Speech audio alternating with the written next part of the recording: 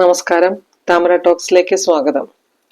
Washing machine ഉപയോഗിക്കാത്ത വീടുകൾ ഇന്ന് വളരെ ചുരുക്കമാണ്. അതുകൊണ്ട് തന്നെ പുതിയതായി ഒരു കുടുംബം തുടങ്ങുമ്പോൾ മാത്രമല്ല, വർഷങ്ങളായി ഉപയോഗിച്ചു കൊണ്ടിരിക്കുന്നവർക്കും പഴയത് മാറ്റി പുതിയത് വാങ്ങിക്കാൻ ഉദ്ദേശിക്കുമ്പോൾ ഉള്ള ഒരു പ്രധാന ചോദ്യമാണ് ഏത് മോഡൽ വാങ്ങിക്കണമെന്ന്. ബജറ്റ് വളരെ കുറവാണെങ്കിൽ മാത്രം സെമി ഓട്ടോമാറ്റിക്കിന് പോയാൽ മതി, അല്ലെങ്കിൽ തീർച്ചയായും ഫുള്ളി ഓട്ടോമാറ്റിക്കിന് തന്നെ പോകുക.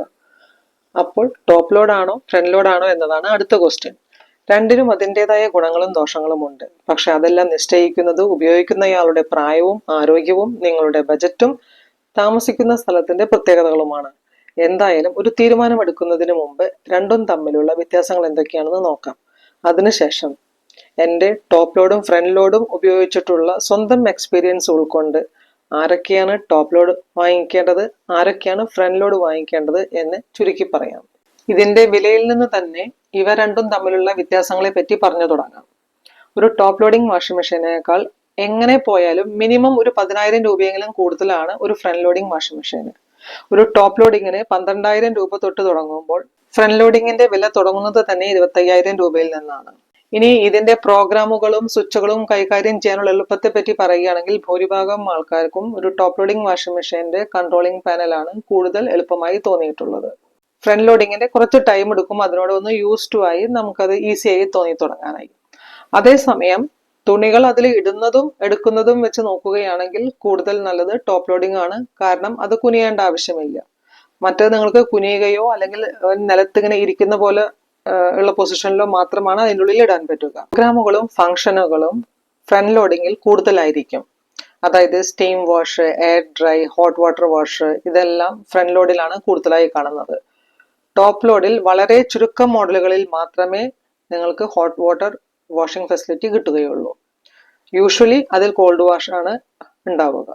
ഫ്രണ്ട് ലോഡിൽ നമ്മൾ കൈകൊണ്ട് അലക്കുന്നത് പോലെ മുകളിൽ നിന്ന് താഴേക്ക് വീണുകൊണ്ടിരിക്കുന്ന ഒരു വെർട്ടിക്കൽ വാഷിംഗ് നടക്കുന്നത് കൊണ്ട് അതിന്റെ washing quality കൂടുതലാണെന്നാണ് വിശ്വസിക്കപ്പെടുന്നത്.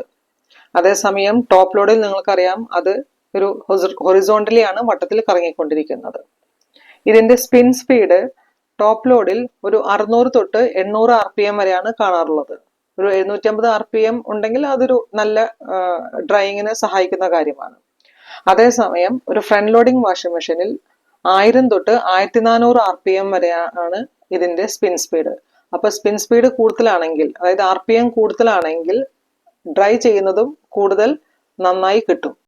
Front loading washing മെഷീനിൽ ടോപ്പ് ലോഡിനേക്കാൾ വളരെയധികം വെള്ളവും ഇലക്ട്രിസിറ്റിയും കുറവ് മാത്രമേ ഉപയോഗിക്കപ്പെടുന്നുള്ളൂ.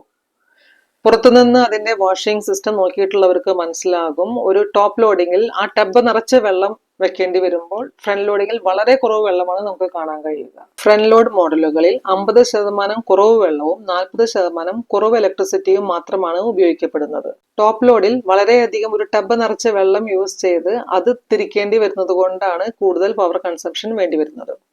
എന്നാൽ ഫ്രണ്ട് ലോഡ് വാഷിംഗ് മെഷീനുകളിൽ ബിൽറ്റ് ഇൻ ഹീറ്റർ യൂസ് ചെയ്യുന്നത് കൊണ്ടും നിങ്ങൾ സ്ഥിരമായി ഹോട്ട് വാട്ടർ പ്രോഗ്രാം യൂസ് ചെയ്യുകയാണെങ്കിൽ അതിന് 2000 വാട്ട്സിന് മീതെ വൈദ്യുതി യൂസ് ചെയ്യപ്പെടുന്നത് കൊണ്ട് ഈ പവർ കൺസംഷനിൽ വലിയ വ്യത്യാസം വരില്ല. ഫ്രണ്ട് ലോഡിംഗ് വാഷിംഗ് മെഷീനിൽ തുണികളെ കൂടുതൽ ജെന്റിലായി ഹാൻഡിൽ ചെയ്യുന്നത് കൊണ്ട് ദീർഘകാലം ഈട് നിൽക്കുമെന്ന് പറയപ്പെടുന്നു. അതുപോലെ തന്നെ ഒരു ടോപ്പ് ലോഡിംഗ് വാഷിംഗ് മെഷീനിൽ വാഷിങ്ങിനും ഡ്രൈയിങ്ങിനും ശേഷം തുണികളാകെ കെട്ടുപിണഞ്ഞ് കാണുന്ന പ്രശ്നം ഫ്രണ്ട് ലോഡിംഗ് വാഷിംഗ് മെഷീനിൽ കാണാറില്ല. ഒരു ടോപ്പ് ലോഡിംഗ് വാഷിംഗ് മെഷീനിലെ പ്രോഗ്രാമുകൾ 50 തൊട്ട് 60 മിനിറ്റുകൾ വരെയുള്ള ഷോർട്ട് സൈക്കിൾസ് ആണെങ്കിൽ ഒരു ഫ്രണ്ട് ലോഡിങ്ങിൽ അത് 45 മിനിറ്റ് തൊട്ട് 2.5 മണിക്കൂർ വരെ നീണ്ടു നിൽക്കുന്ന ലോങ് സൈക്കിൾസ് ആണ്. അതുപോലെ ടോപ്പ് ലോഡിങ്ങിൽ ഉപയോഗിച്ച് തുടങ്ങിയതിന് ശേഷം, അതായത് സ്വിച്ച് ഓൺ ചെയ്തതിന് ശേഷം നമുക്ക് വല്ല തുണികൾ ചേർക്കണമെങ്കിൽ അത് തുറന്ന് അതിലേക്ക് ഇട്ട് കൊടുക്കാവുന്നതാണ്. എന്നാൽ ഫ്രണ്ട് ലോഡിംഗ് വാഷിംഗ് മെഷീനിൽ അതിന്റെ ഡോറ് ഡ്രമ്മിന്റെ ഒത്ത നടുക്കായതുകൊണ്ട് തന്നെ അത് തുറന്നു കഴിഞ്ഞാൽ അതിലുള്ള വെള്ളമൊക്കെ പുറത്തു ചാടും. അതുകൊണ്ട് സ്വാഭാവികമായിട്ടും നമുക്ക് ഒരു പ്രവർത്തനം തുടങ്ങിയതിന് ശേഷം അത് തുറന്ന് തുണികളൊന്നും ഇടാൻ പറ്റില്ല. ഒരു റബ്ബർ ഗാസ്കറ്റ് ഉപയോഗിച്ചിട്ട് വളരെ ഭദ്രമായിട്ടാണ് ഈ മെഷീനെ ലീക്ക് പ്രൂഫായി സൂക്ഷിക്കുന്നത്. ഇതേ റബ്ബർ ഗാസ്കറ്റ് തന്നെയാണ് ഇതിന്റെ പിന്നീടുള്ള മെയിൻ്റനൻസിൽ ഒരു വില്ലനായി വരുന്നതും. ടോപ്പ് ലോഡിംഗ് വാഷിംഗ് മെഷീനിൽ കൂടുതൽ വെള്ളം യൂസ് ചെയ്യുന്നത് കൊണ്ട് തന്നെ കംപ്ലീറ്റ് എഫക്റ്റ് കിട്ടാൻ വേണ്ടി കൂടുതൽ ഡിറ്റർജന്റ് യൂസ് ചെയ്യേണ്ടി വരും. ഫ്രണ്ട് ലോഡിങ്ങിൽ കുറവ് വെള്ളം യൂസ് ചെയ്യുന്നത് കൊണ്ട് തന്നെ കുറവ് ഡിറ്റർജന്റ് യൂസ് ചെയ്താൽ മതി. ടോപ്പ് ലോഡിങ്ങിന്റെ മീതെ മെഷീന്റെ മീതെയായി ഒരു 3 അടിയോളം സ്ഥലം ഈ ഡോറ് മുകളിലേക്ക് തുറക്കാനുള്ള സ്ഥലം വിടണം. ഫ്രണ്ട് ലോഡിംഗ് വാഷിംഗ് മെഷീൻ ആണെങ്കിൽ 3 അടിയോളം സ്ഥലം മെഷീന്റെ മുൻപിലായി വാതിൽ മുന്നോട്ട് തുറക്കാനായിട്ടും സ്ഥലം വിടണം. പ്രവർത്തന സമയത്തെ ശബ്ദം ഫ്രണ്ട് ലോഡിംഗ് വാഷിംഗ് മെഷീനിൽ കുറവാണ്. ഇത്രയും കാര്യങ്ങൾ വാഷിംഗ് മെഷീൻ നിർമ്മാണ കമ്പനികളും ഈ രംഗത്തെ എക്സ്പെർട്സും പറഞ്ഞിട്ടുള്ളതാണ്. എന്നാൽ ഇത് ഉപയോഗിക്കുന്നവർ നോക്കി മനസ്സിലാക്കേണ്ട കാര്യങ്ങളാണ് ഇനി പറയാൻ പോകുന്നത്. നിങ്ങൾ 60 വയസ്സിന് മീതെയുള്ള ആളാണെങ്കിൽ, മുട്ടുവേദനയുടെ പ്രശ്നമോ കുനിയാൻ ബുദ്ധിമുട്ടോ ബാക്ക് പെയിൻ പ്രോബ്ലമോ ഉള്ള ആളാണെങ്കിൽ തീർച്ചയായും ടോപ്പ് ലോഡിന് വേണ്ടി മാത്രം പോവുക. ബജറ്റ് ഒരു പ്രശ്നമാണെങ്കിൽ അത് മെഷീൻ വാങ്ങിക്കുന്ന സമയത്ത് മാത്രമല്ല, ഭാവിയിൽ തുടർച്ചയായി ഉപയോഗിക്കേണ്ടി വരുന്ന ഡിറ്റർജന്റിന്റെ വിലയുടെ കാര്യത്തിലും സ്പെയർ പാർട്സിന്റെ വിലയുടെ കാര്യത്തിലും നോക്കുകയാണെങ്കിൽ നിങ്ങൾ ഒരു ടോപ്പ് ലോഡിന് വേണ്ടി മാത്രം പോവുക എന്ന് തന്നെ പറയും. എന്നാൽ ടോപ്പ് ലോഡിൽ ഉപയോഗിക്കേണ്ട ഡിറ്റർജന്റിന്റെ അളവും കൂടുതലാണെന്ന് മറക്കേണ്ട. മറ്റൊന്ന്, നിങ്ങളുടെ ഏരിയയിൽ തുടർച്ചയായി വെള്ളം വരുന്നില്ല എങ്കിൽ ടോപ്പ് ലോഡിന് തന്നെ പോവുക. കാരണം ടോപ്പ് ലോഡിൽ മാത്രമേ നിങ്ങൾക്ക് ഒരു ആവശ്യ നേരത്ത് അല്ലെങ്കിൽ പെട്ടെന്ന് വെള്ളം നിന്നു പോയാൽ ബക്കറ്റിൽ വെള്ളം എടുത്ത് ടബിലേക്ക് ഒഴിച്ച് അതിന്റെ പ്രവർത്തനം കംപ്ലീറ്റ് ചെയ്യാൻ പറ്റൂ. ഈ ഒരു പ്രത്യേകത കൊണ്ട് പൈപ്പിൽ വെള്ളമില്ലെങ്കിലും ഉപയോഗിക്കാവുന്ന ഒരേ ഒരു മോഡൽ ടോപ്പ് ലോഡിംഗ് ആണ്. ഇനി നിങ്ങൾ ഒരു ഫ്ലാറ്റിലാണ് താമസിക്കുന്നതെങ്കിൽ അല്ലെങ്കിൽ ലിമിറ്റഡ് സ്ഥല സൗകര്യങ്ങളുള്ള ഒരു സ്ഥലത്താണ് താമസിക്കുന്നതെങ്കിൽ ഒരു ഫ്രണ്ട് ലോഡിന് പോകുന്നതായിരിക്കും നല്ലത്.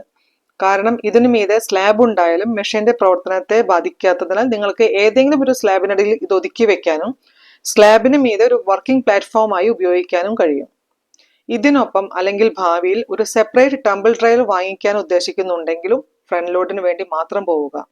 കാരണം വാഷിംഗ് മെഷീന് മുകളിൽ തന്നെ ഡ്രയറും സ്ഥാപിക്കാവുന്നതാണ്. ഇനി ഞാൻ നേരിട്ട് സ്വന്തം ഉപയോഗത്തിലൂടെ മനസ്സിലാക്കിയിട്ടുള്ള ഒരു വ്യത്യാസവും അതുകൊണ്ടുള്ള ബുദ്ധിമുട്ടും എന്താണെന്ന് പറയാം. ഫ്രണ്ട് ലോഡിൽ അനേകം വാഷിംഗ് പ്രോഗ്രാമുകൾ കൊടുത്തിട്ടുള്ളപ്പോൾ ടോപ്പ് ലോഡിൽ അതിന്റെ എണ്ണം വളരെ കുറവാണ്.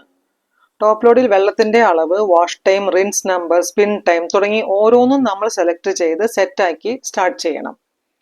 ഇത് കേൾക്കുമ്പോൾ നിങ്ങൾക്ക് തോന്നും അപ്പൊ പിന്നെ ഫ്രണ്ട് ലോഡ് അല്ലേ അക്കാര്യത്തിൽ നല്ലത് എന്ന്. അവിടെയാണ് ശ്രദ്ധിക്കേണ്ടത്. പ്രീസെറ്റ് പ്രോഗ്രാംസ് ആവുമ്പോൾ അവിടെ ഫ്ലെക്സിബിലിറ്റി ഇല്ല. സെലക്ട് ചെയ്യുന്ന പ്രോഗ്രാമിൽ എത്ര വെള്ളമാണോ, എത്ര വാഷ് ടൈം ആണോ, എത്ര റിൻസ് നമ്പർ ആണോ എന്ന് കമ്പനി നിശ്ചയിച്ചിരിക്കുന്നത് അനുസരിച്ചേ പ്രവർത്തിക്കൂ.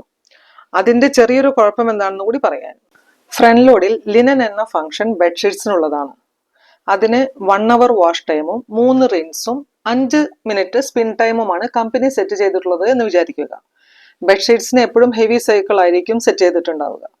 എന്നാൽ ഒരു നൈറ്റ് മാത്രം യൂസ് ചെയ്ത ബെഡ്ഷീറ്റ് കഴുകാൻ നിങ്ങൾക്ക് ഹെവി സൈക്കിൾ ആവശ്യമില്ല. ടോപ്പ് ലോഡ് ആണെങ്കിൽ നിങ്ങളുടെ ആവശ്യം അനുസരിച്ച് വെള്ളവും സമയവും ഒക്കെ സെറ്റ് ചെയ്യാം. അപ്പോൾ നിങ്ങൾക്ക് തോന്നും അങ്ങനെയാണെങ്കിൽ ഫ്രണ്ട് ലോഡിന്റെ ഡെലിക്കേറ്റ് പ്രോഗ്രാം ഇട്ടാൽ പോരെ എന്ന്. അപ്പോഴാണ് മറ്റൊരു പോയിന്റ് വരുന്നത്. ഡെലിക്കേറ്റിൽ സ്പിൻ വളരെ ലൈറ്റ് ആയിരിക്കും. ബെഡ്ഷീറ്റ് കട്ടിയുള്ളത് കൊണ്ടും മഴക്കാലമായതുകൊണ്ടും നിങ്ങൾക്ക് ശക്തിയായി ഉണക്കി കിട്ടണമെന്നുണ്ട്.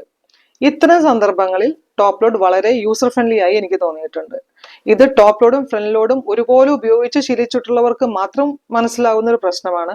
ഫ്രണ്ട് ലോഡ് മാത്രം ഉപയോഗിച്ചിട്ടുള്ളവർക്ക് ഇത് മനസ്സിലാക്കാൻ വഴിയില്ല. അതുകൊണ്ട് തന്നെ അവർക്കതൊരു പ്രശ്നമായി തോന്നാനും വഴിയില്ല. ഏത് മോഡൽ വാഷിംഗ് മെഷീൻ വാങ്ങിക്കുന്നതിന് മുമ്പും തയ്യാറാക്കേണ്ട ഒരു ചെക്ക് ലിസ്റ്റിനെ കുറിച്ചൊരു വീഡിയോ ചെയ്യുന്നുണ്ട്.